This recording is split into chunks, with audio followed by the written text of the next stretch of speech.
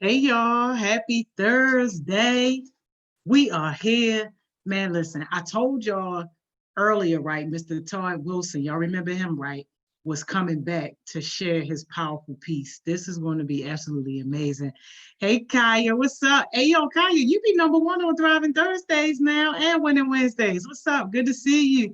Hey Sam, what's up, Sam? We missed you this morning, Sam. I don't think we saw you this morning. Good to see you though. Hey Ari, what's up? Jada J, yes. Hey Jada, and shout out to you for getting Mr. Todd to actually write this piece. It's so inspirational. Hey General, what's up? Baby Dry, aka Baby, I don't even know what I'm doing with you right now. What's up, man? Good to see you. Good to see you. Hey Kamaya, Success Sessions. It's all good. Do what you gotta do. Hey Keon. Keon, this your conversation. I already know it. I already know it. Let's get Mr. Todd on here. I'm telling y'all, this thing is amazing. There he go. Hey, Mr. Todd. Hey, I've been talking about you all day, y'all. thank you. I've been talking about you all day. I'm like, this is absolutely amazing. I'm so glad that Jada twisted your arm and got you to do it because we would have never experienced this greatness. Thank you. Thank Never. Thank you so much. I'm gonna let you kind of take it away because I've been already pumping them up and letting them know. you. And I Okay. got the link Um, too. I'm gonna drop the link a little later. okay. Um, Jada came up with the title, so thank you. Yes. And I think it's a great title when I get to it. First, I want to thank you all for inviting me and letting me share this with you. This is something I have not written about in this way before or shared in this way before. So thank you for giving me the trust and allowing me to do that with you. Uh, it means a lot. And I'm not a professional orator, I'm a writer. So if I choke up a little while I'm reading, please forgive me. And this is my truth. And I will answer the questions you have.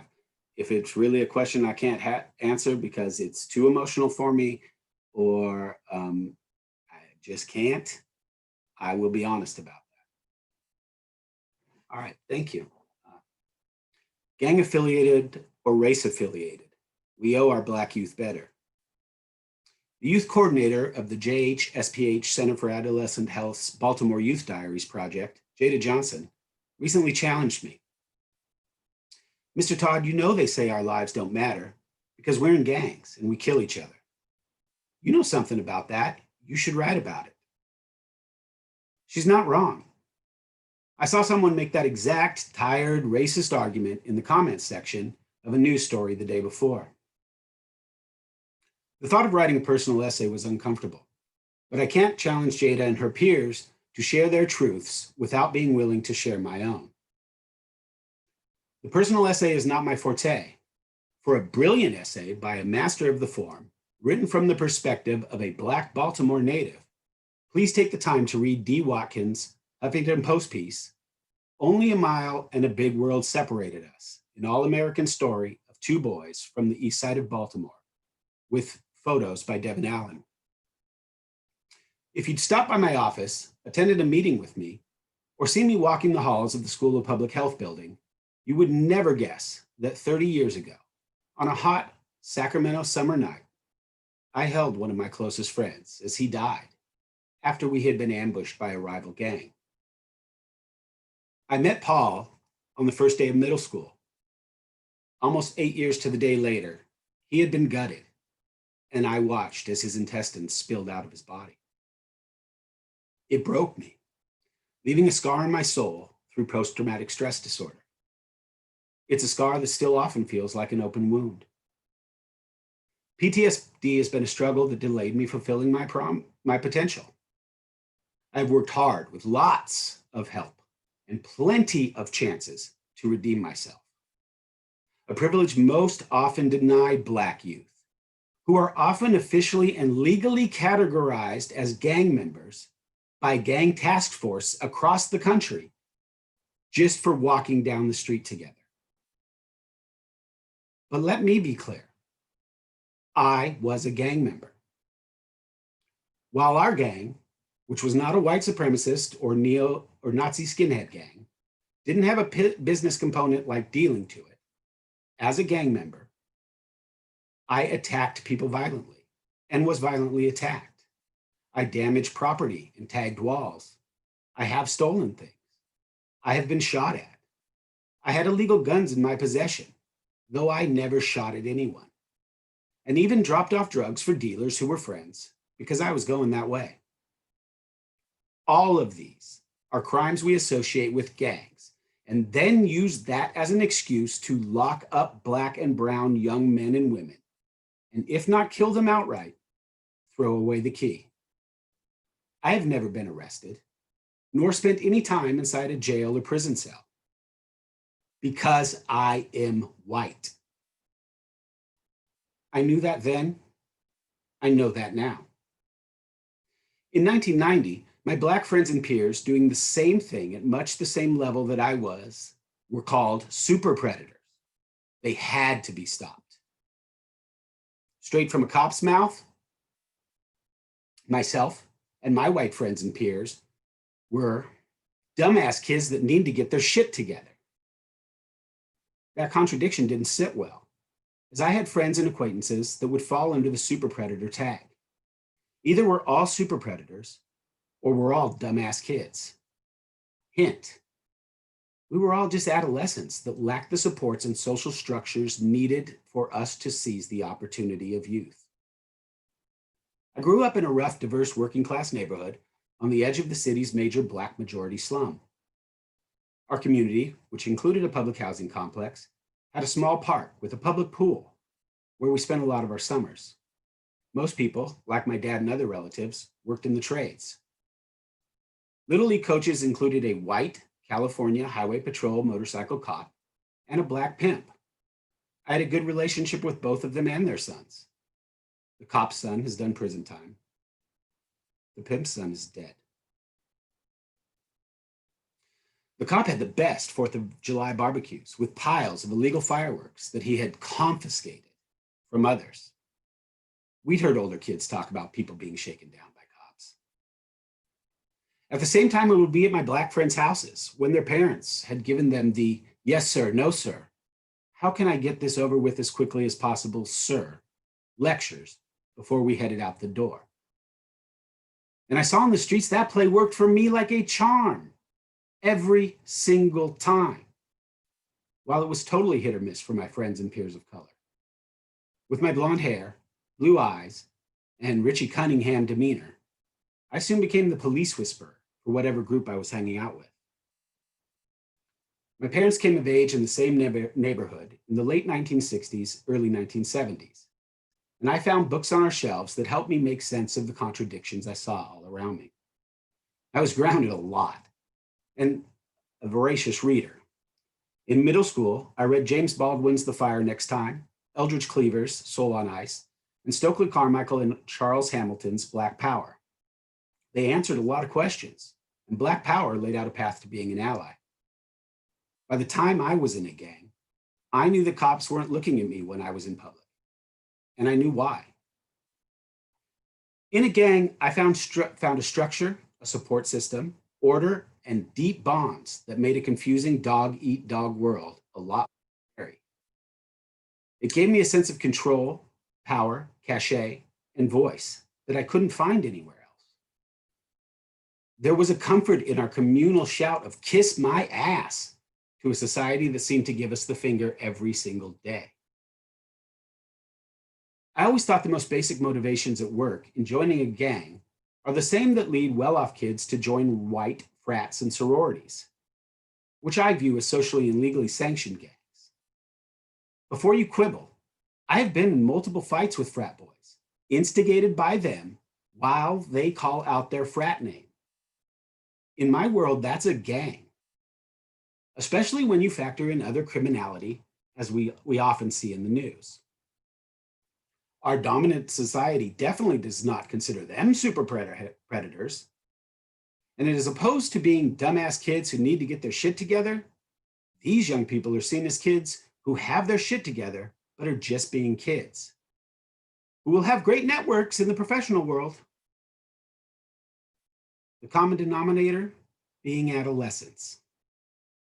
I'm not saying, however, that adolescence is a dangerous time and we just need to hope and pray each kid finds their way through it. Not at all. Adolescence is an opportunity for young people to express themselves and find their place in the world on their terms. Instead, I see it as an indictment of a systemically racist society that does not offer equitable supports, security, and resources to all our young people. Life experience has shown me that the dominant white society hasn't just failed our young people of color, but for the most part, hostilely written off and devalued the lives of Black youth. No one has ever begrudged me becoming a public school teacher or riding in a presidential motorcade as part of the press corps because I was a gang member. But had I ever done time, I would never have passed the required background checks. Again, I have struggled to build an incredibly privileged life with a lot of help from the current system. Sympathetic people made sure I had the supports I needed. I know white privilege gave me an advantage. Over the 30-year span, from the night my friend died until now, from my view, it seems that the conditions and expectations for Black youth by the dominant society, legal, and justice systems have gotten harsher from what was already brutal. And they still get tagged as gang members just because they are standing in a group with two other Black or brown kids. As an ally, it is my responsibility to help build an equitable system that doesn't treat Black youth as de facto second-class citizens whose lives must be controlled lest they get out of control. There are a plethora of promising policy paths informed by strong science on adolescent development, including community schools, trauma-informed services and teaching, diversion rather than arrest, and authentic youth engagement that show small-scale success across the country and point us in the right direction. Many of them cost far less than police departments, jails, and prisons. And they have been and will be attacked as radical. Really, they are just part of a major, humane, equitable realignment and overhaul our civic structures and institutions need to finally eradicate the racism baked into the system. If that's radical, then in addition to being an ex-gang member and an ally, in the words of Black Panther Party leader Fred Hampton, who was assassinated by Chicago police in 1969, I am a revolutionary. Thank you. Wow. Wow, just wow. Oh my gosh. Thank you so much for sharing your truth with us. Didn't I tell y'all this was deep? Didn't I tell y'all? Baby Barack said, wow.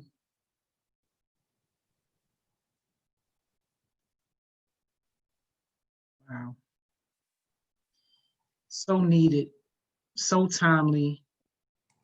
And it's a blessing to have you in this space with us.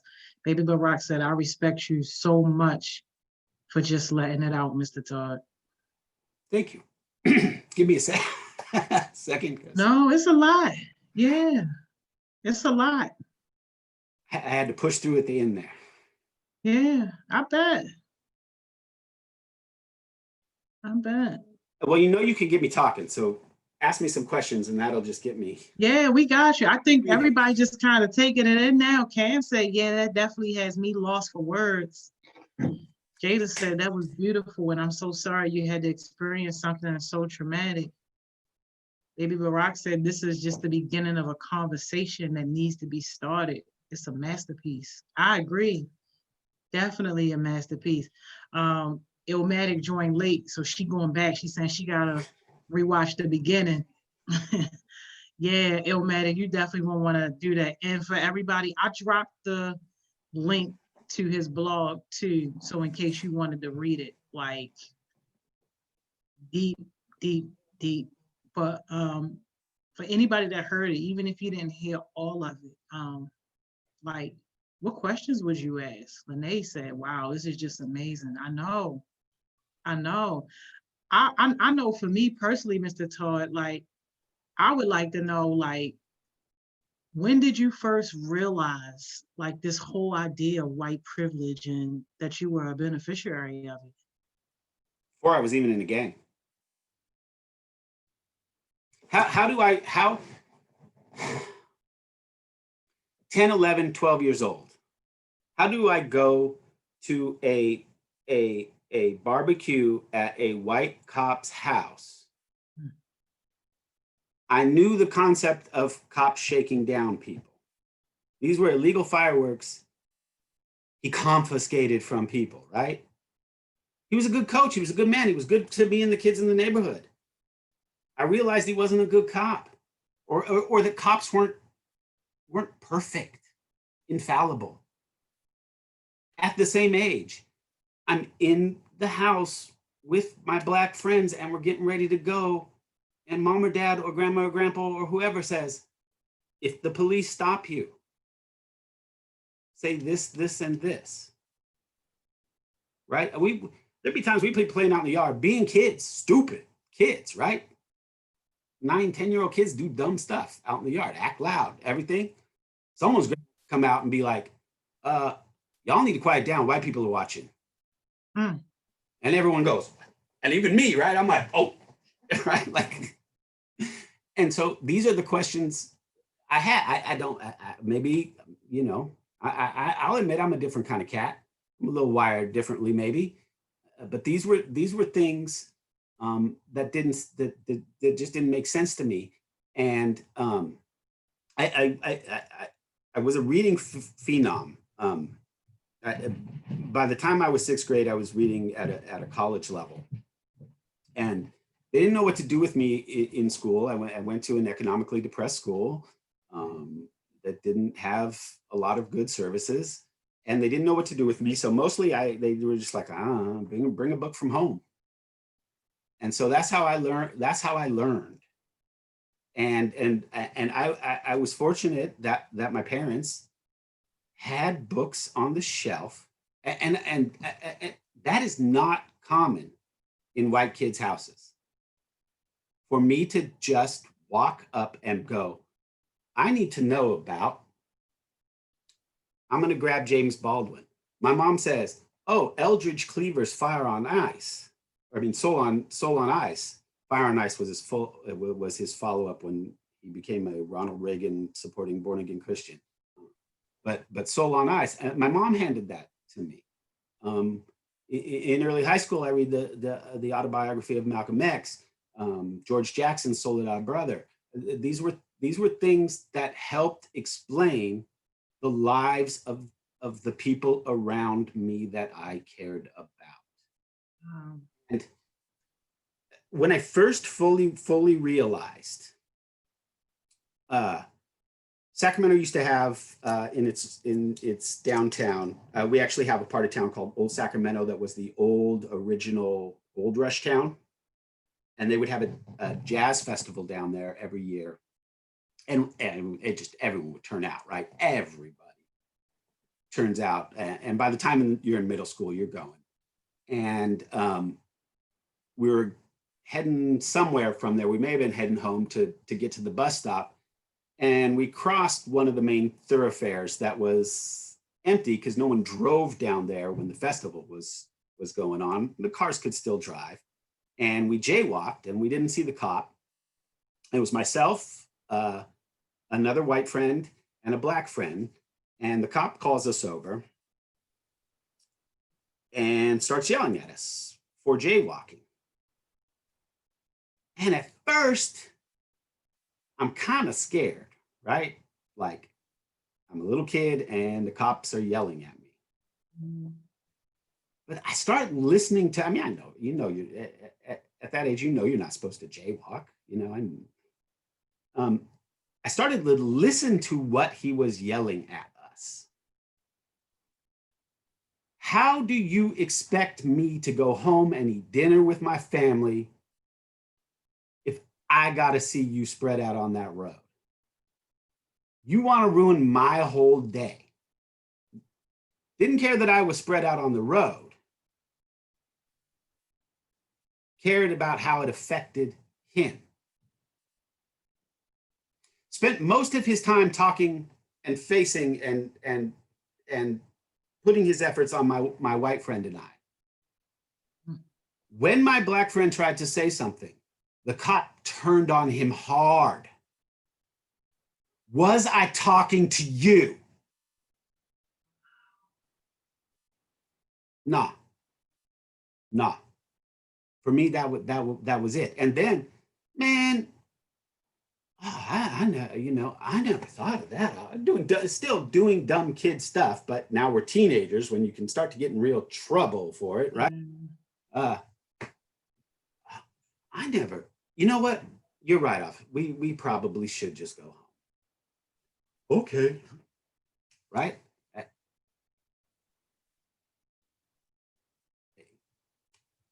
To me, it was obvious. Wow.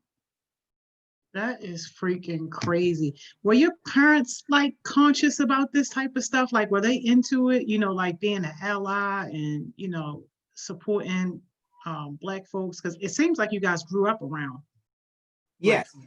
It, yes. But they learned along with my younger brother and I. Okay. My parents were 19 when I was born. My dad dug ditches for the county. Off and on, my mom ran a daycare out of our home until I was in my later teens, and she went to work as a clerk at a school. And they came out of the same neighborhood. Actually, my mom has some love notes from friends of hers that were Black Panthers that had crushes on her. Are Well, you serious? she has passed Wow. away, but she did. And yes, but they had a lot to learn. Hmm. Did. Um, and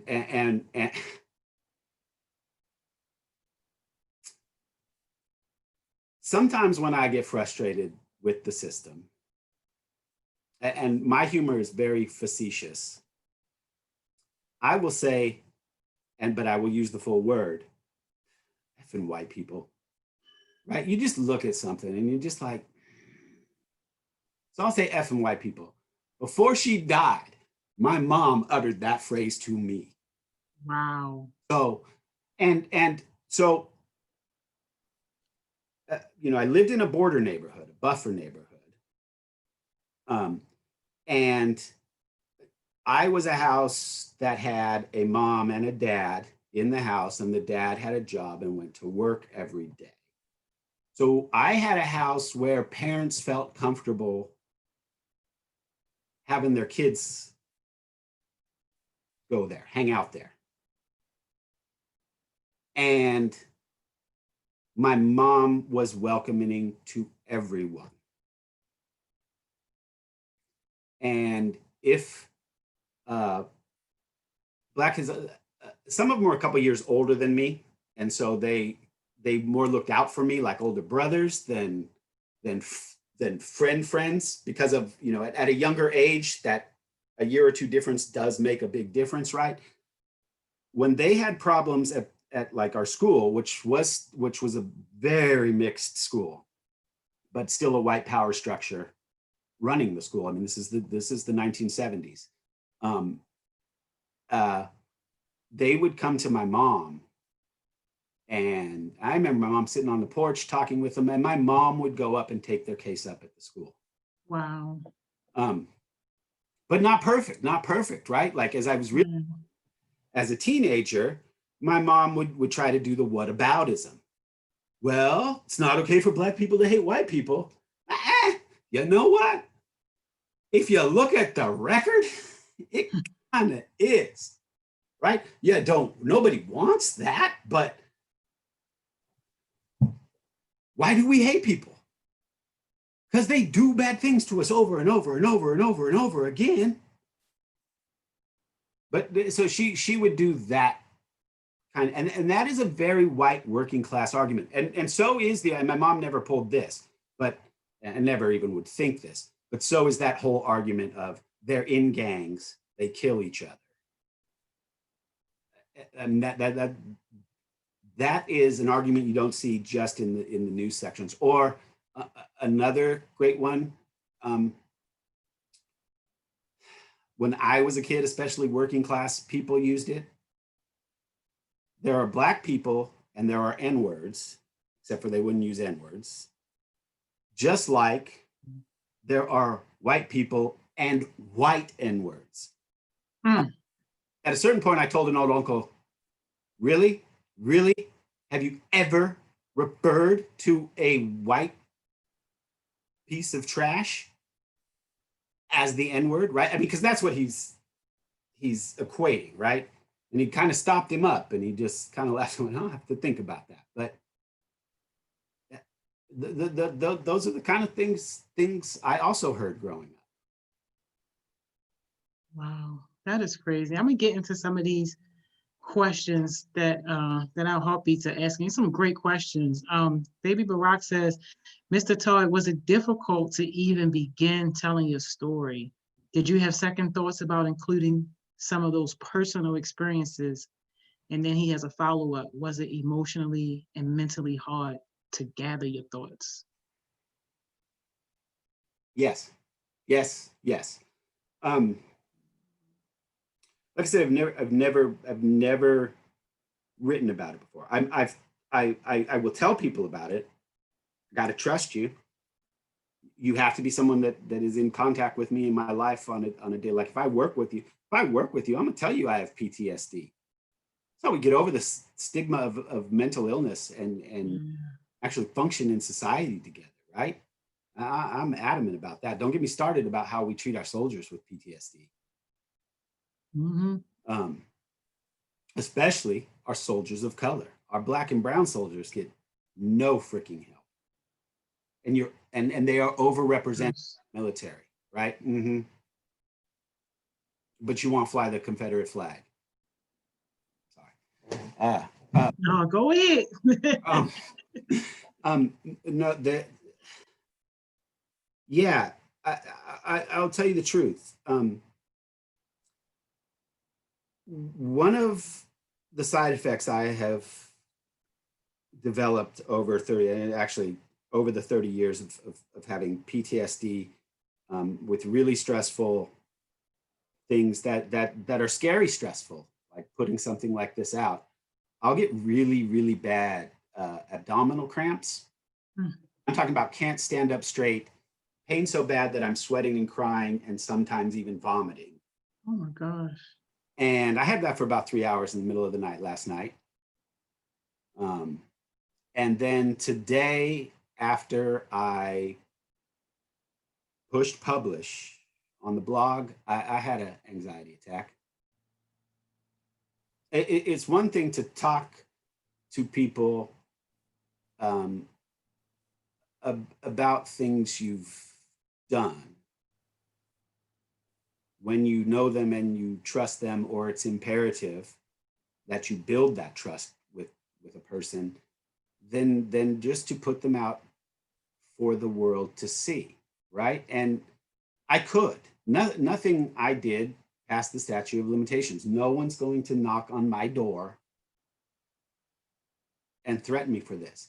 Anyone who gives me grief about this from the perspective that I was in a gang, or what I think that means it says about our society, sorry, later. And that's me being really polite right now. If someone wants to criticize me, and this is another part of the stress, did I blow it as an ally? Did I miss something?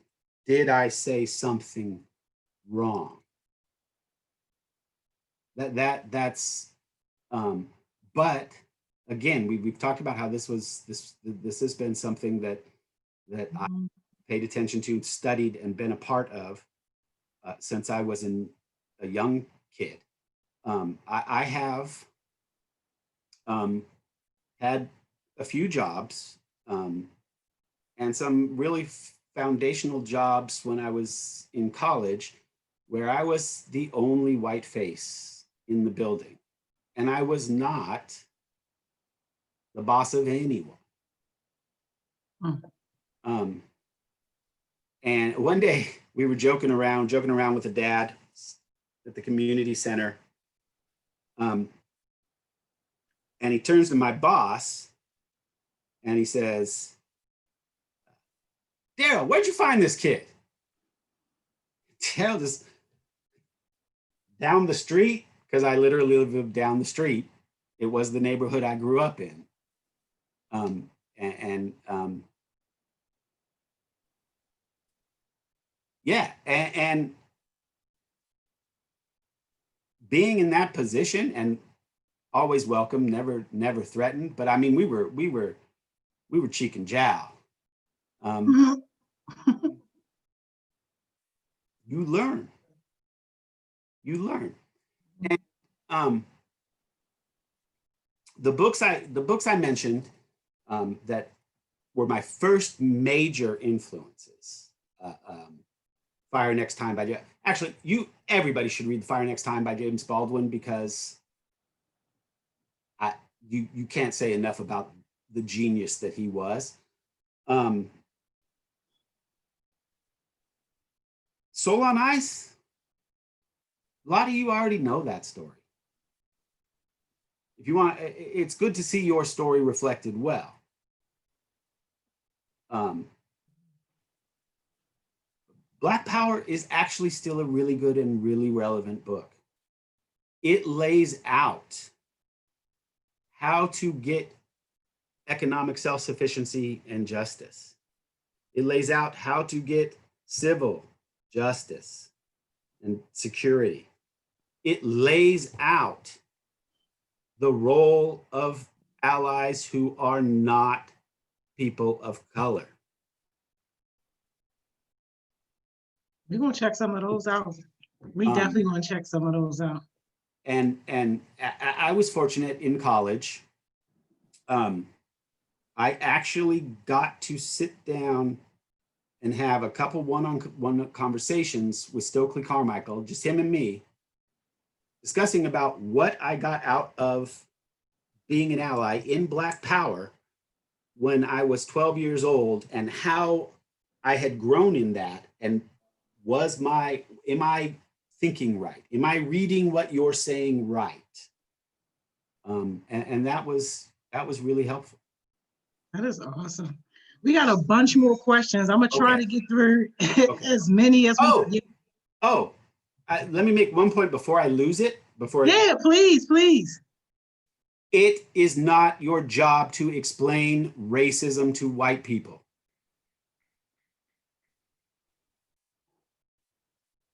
If they think it is, hand them my piece. Yes. Okay, sorry. Yeah, no, ain't no sorry. You say that loud for the people in the back. We love it. Thank you so much. Um, Kamaya wants to know, how did you cope during those times?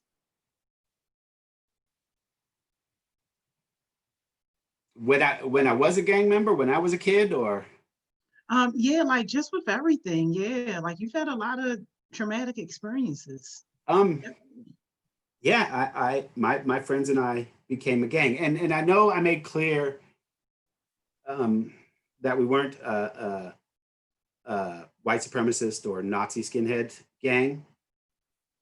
We were essentially what Antifa came out of. What we were morphed and grew over 30 years, and doesn't it really exist anymore. But what exists now is Antifa. If that makes any kind of sense. Um,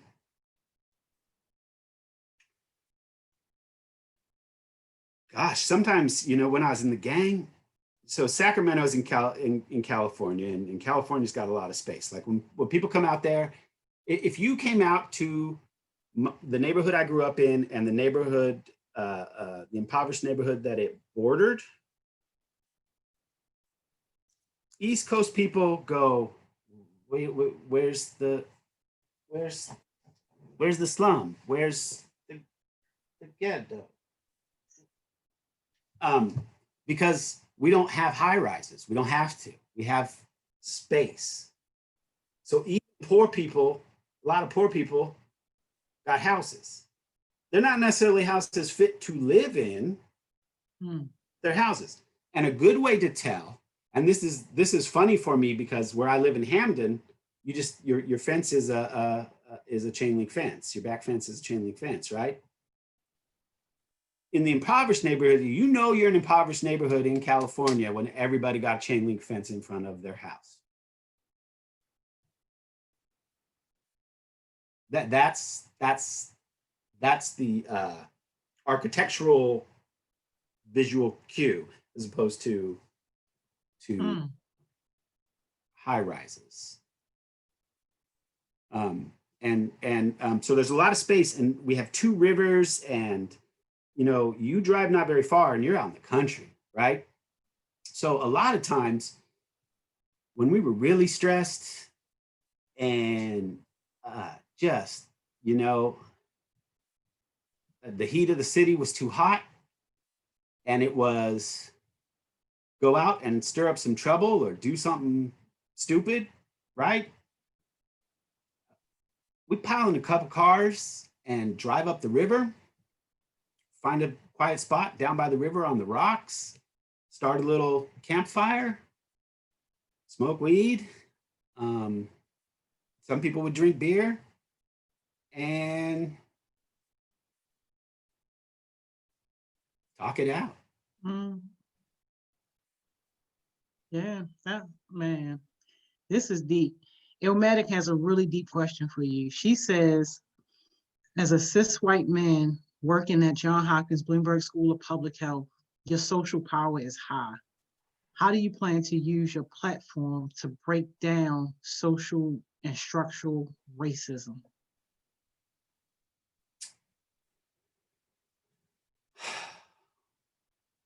That's deep. That's heavy.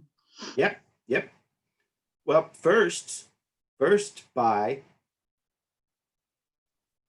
admitting that I know what it is, how it operates, and how insidious it is, and pledging to break that down.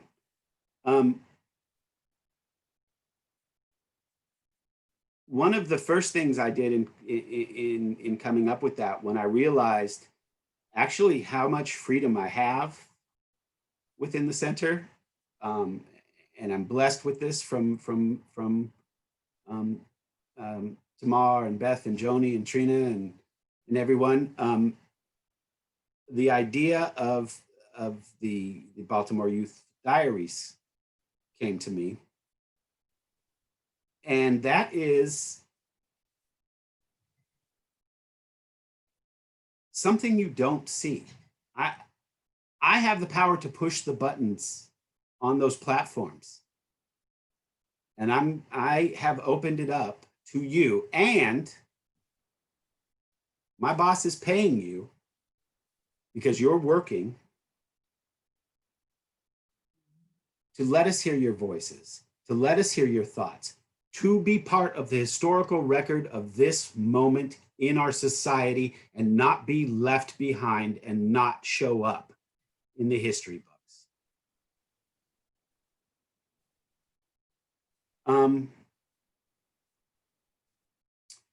I also, in my conversations, as my job as communication specialist with my colleagues and my bosses, push them to do the right thing, push them to be the right kind of ally. Tomorrow at the YAB session, the CAH staff are going to ask YAB members, what the support from us for you on these issues look like. I'm going to work with the YAB to develop a statement about what they want. We're assuming it will have something to do with the JHU proposed police department. And I advised my colleagues in this. One, that becomes the main thing on the homepage. That's CAH's statement about what's going on right now. That's our statement, what you have to say. We are following that up with a statement of commitment from the staff and the center to support what you are asking for in your statement. And we will hold ourselves accountable and have you hold us accountable to fulfilling those commitments.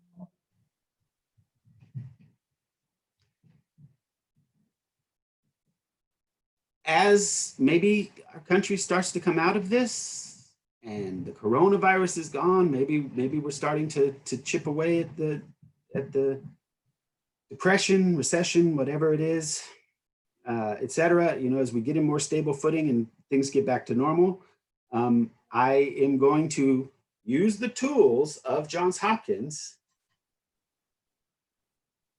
to publish your own newsletter. And I have some ideas to present to you for that, because Awesome. most brilliant things the Black Panthers left behind was their newsletter. And their newsletter was a cornucopia, from news stories to demands for change with a list of actions, commitments, art, and the story of their communities were told in that. And in getting to know you, I can see the delay on my other screen, and so I'm just like, oh my God, I look like a lunatic. And with that, other than me pushing the buttons and helping with higher level editing and helping with trainings, et cetera, and making sure you have the resources you need, the editorial content and control is entirely yours. That's me using the tools I have and handing them over to you. And I continue to make my voice heard of what I think. And when we had the conversation about what we're going to work on tomorrow with the YAB, I said, okay, do you want to give the bland same statement that everyone's saying that is essentially a longer version of thoughts and prayers? Or do you want to make an ally statement? Do you want to be an ally? Here's what being an ally in this case is. That's awesome. I'm excited for it. And thank you for being a part of that. Ilmana has a deep question, and she says, if it's too personal, please don't feel pressure to answer. But in what ways did you see Paul transform from middle school to the last day you saw him? What would you do if you saw someone transform in that same manner? I would build a bubble around them. I would have people walk arm in arm around them so the world could not touch them. And they could, let me tell you, because I also want to shatter the myth of what type of kid becomes a gang member. I mean, taking race out of it and just putting the kidness on it, because that's part of the problem, is we don't just adopt children as children. If you see me, you know I'm a nerd. We were nerds in middle school, man, nerds. I remember one day, and this is back when we had those good. This is the early 80s. We had these goofy vinyl kind of snap up jackets, and I wouldn't be caught dead in one. Now I barely want to be caught dead in one then, right? The height of fashion then either, right? They were what mama could afford on layaway. And so, but it was this particularly windy day, and our school was kind of built in this little dell. So it had these just sort of not high hills. Sacramento was really flat, but just these little hills that rimmed the school, right? And it was this windy day. And for some reason, if we held our coats like this, we could catch the wind, and oh man, it would just blow us down those hills, right? Like I just, Hey, yo. you know, and we would get together on weekends and play Dungeons and Dragons at someone's house. And then in early high school, his mom had substance abuse problems, and single mom, and they lived in these really bad apartments right by the college. And between 8th grade and 9th grade, he started smoking weed, and I wasn't there yet. I mean, if my mom thought she smelled something on me, I was in trouble. So we drifted for a little bit, and then when we got back in high school towards the end of freshman year, we hooked up again, and we were hanging out in the same crowd of punk rock and mod kids and all this, and we were a little bit into different pieces of that, but then we started growing closer and closer, and I was always an anomaly among my friends in that I was smaller than everybody else. I was tiny, and like I always had a book. I always had a book in my hand. I was reading something. I always had some weird, something about something, right? And I didn't flaunt my intelligence over my friends. I lived in the kind of neighborhood that if you did that, like, well, that's okay. You don't know what 24 by times some, man, you deserve to get punched in the mouth. Right? Hey, yo. Friends didn't hold against me that if we played football or baseball on the field or whatever, man, you did not want me on your team, right? Like, no, but I still ended up on the team because I didn't try to be something I wasn't, and I didn't put them down for where I had it over them, right? Mm-hmm. And so, and he was just still kind of an angry young man. He ended up having to do continuation high school, and we just started to get closer, and he still didn't see any use for school, but he would learn things. He was really interested in World War II. He started building World War II models. And as we got older, instead of playing in Dungeons and Dragons, me and him and our other boy, Darius, who was the third of the like our core clique in our gang. He's white, has a black son and daughter, and is a fire captain in San Francisco now because he's white. We would sit at Paul's house, and Paul would work on these models, these World War II models, and build these dioramas and explain to us, you know, oh, this is from the Battle of such and everything. And I just listen. I'd be like, okay, yeah, this is my boy. My boy likes to learn. School may not work for him, but my boy likes to learn. Mm-hmm. And at the time, by the time he died, you know, we would do community college off and on, trying to find our way there, even though we were in a gang. And I had Black friends who were in gangs who went to community college. He really started to develop a love of learning. I remember one day standing in the parking lot, he comes out and says, oh, I learned the best new word today. I was like, what's that? He said, heinous. That is a pretty good word. And then like our caricatures of him now, really, he just, man, he ran with that. So our caricatures of him now, this may be 2 years before he died, is, oh, dude, that's heinous, right? That's my boy Paul. And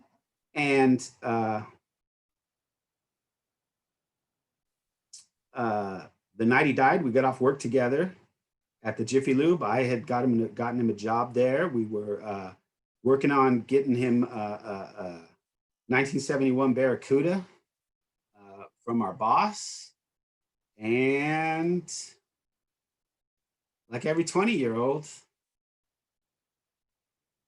he was still trying to figure it out, but it was starting to click. And knowing that that was in him, I would put him in a bubble. I would put anybody like that in a bubble. Wow. That's deep. That's deep, Mr. Todd. Is that where your cool tattoos came from? Some of them. I had a piece in the originally in my first draft. I had part explaining my neighborhood a little bit more that I took out. But it essentially said white biker gangs, Chicano and black gangs were part of our community. In the spring and summer, in the evenings, the lowriders would hang out on one side of the park and drink beer. The bikers would hang out on the other side of the park and drink beer. Every once in a while, they'd meet in the middle and fight. When you're 10 years old, 9, 10 years old, walking through that with your friends, you're scared, right? But man, were their bikes and their cars and their tattoos so tough. I mean, that's what we said, that is so tough, right? And so this is, oh, sorry, I don't know. Oh, yeah. This, a common Chicano gang tattoo in where I grew up is Like Mary. the Virgin de Guadalupe. Oh. Mary, Virgin de Guadalupe. And I just always loved it. And this is actually my take on it. It's surrealist Mexican painter, Frida, and activist Frida Kahlo as the Virgin de Guadalupe, because another person I read about and learned from as a young person, that inspired my life. And as a surrealist artist and the art she did, I think she would appreciate. Wow. She would appreciate that. A lot of my tattoos, and I will tell you, I understand. One, I do think they're tough. I like them. I like tattoos. But I do understand, and this does fit in with the PTSD, that it is a signal to people that I don't know and don't trust when I'm out in public. If I'm out in public in shorts and a t-shirt and I got the tattoo showing, people leave me alone. For real? Right? I mean, because I got a lot. Not people who get it. Or if you look at man, I got Lego Han Solo. That is a Lego of Han Solo. Right? Like it's silly, but it represents me. But I have here my very first tattoo on burning. It's an eternal flame, and my friend's initials, Paul Corallo. That was my very first tattoo. That phrase and the eternal flame and the music that's associated with it has meaning for my gang. Only people that know that life and those gangs would understand that that's a gang tattoo. Personal tattoo of the people in our particular gang is just a swallow. Right? It's not, those have meaning for me. Or this one, it's from a record album label, from the label is the very first, the very first Jamaican record label, Studio One. Wow. Dancing, but this is the music I used to DJ in clubs. Mr. Todd, you was DJing in clubs? Yes, in fact, my friend died and was killed in front of a club that was our spot that I used to spin at. Um, Oh my it, God. it took me 2 years before I could go back and spin there again. I'm so sorry about your friend. That is crazy. Wow. But that's what happens when we don't support our young people, right? Mm. Smart, young, kind of poor white kid, and that's what happened. That's what can happen, right? The cop's son has done prison time, and that's just leaving us by the wayside. For Black and brown children, it's actively working against you. It's not even not support. Man. It's active. Man, you want me to give you a clue about when you know public policy is going to screw Black people? The more neutral Republicans talk about it, and the more they use the word of reform and streamline, Mm. guaranteed. I was a public policy state government reporter. I once sat in an education committee meeting in the state of Virginia. If you're from Virginia, Virginia's your place. You got people from Virginia. This ain't about you. I can't stand that place. I had my children there for a year, and even their stepmom was like, "Yeah, we can't have no children here. We got to go." She said, we got to go. I said in an education hearing, this was during the Great Recession, that last recession that everyone talks about. Virginia has universal preschool that's free for kids under a certain income cap, right? The Republicans in the committee wanted to add a requirement that if your kids were in the program, you had to do a parenting class every week, and you had to do so many hours community service. And those parenting classes had requirements you had to complete. And she's awesome. Actually, I love her. Senator Louise Lucas. She gets up. Oh man, she always just color coordinated everything. The hat, the shoes, the scarf. I mean, just bam, right? And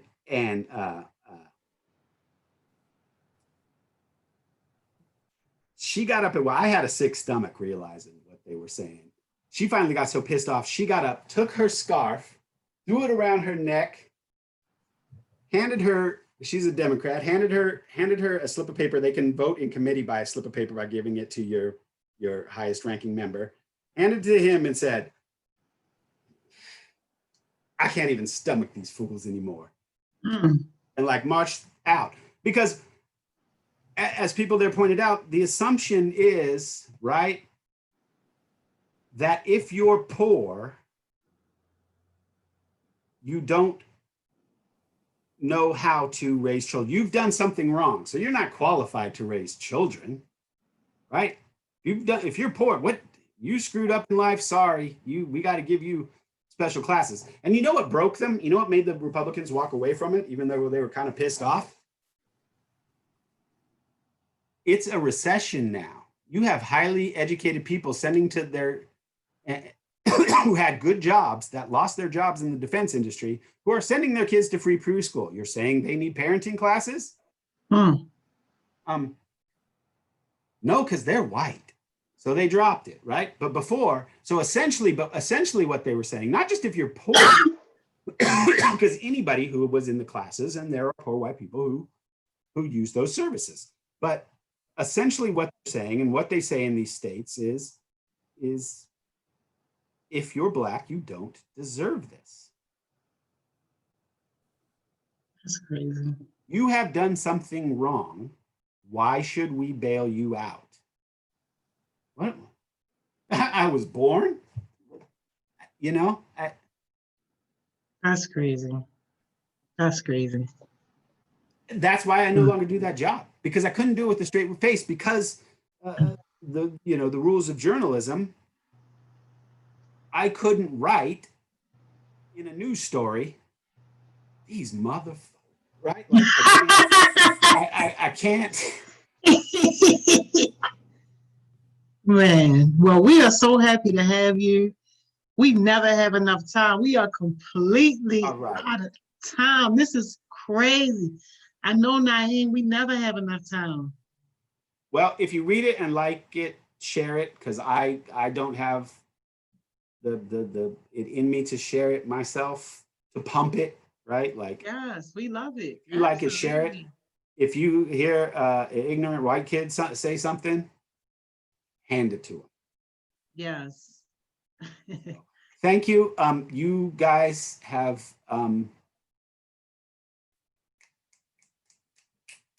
Thank you so much.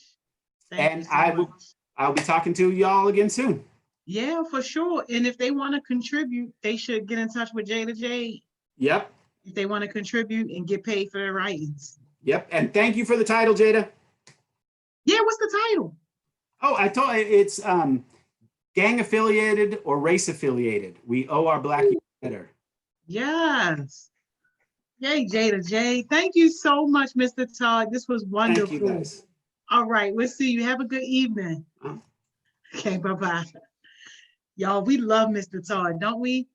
Deep, deep, deep, yo. Always, always. And thank you, Jada J, for pushing him to write that, because without you nudging him, we never would have got it. He never would have even spoken about it. This wouldn't even be a thing. So I'm so happy that it is. If you missed it, I dropped the link in the comments. You might just got to scroll up a little bit, but that's it, y'all. Another great Thursday in the books. So I'll see y'all next week for Thriving Thursdays. If you come in tomorrow to Success Sessions, you already know what that is. I'll see you at 10 o'clock. We got a little bit of daylight out, y'all. So you know what that means. Find something productive to do, y'all. While you got your daylight hours, y'all, find something productive to do. If you could squeeze in maybe one more hour of work, man, you can call it a good day. All right. I will see y'all tomorrow. Not can't say 9:50. I was gonna say 10 o'clock, yo, but 9:50. I know you tired, Ken, baby girl. We all tired. We all tired. But we gotta make it do what it do, man. All right. Good night, y'all. I see y'all.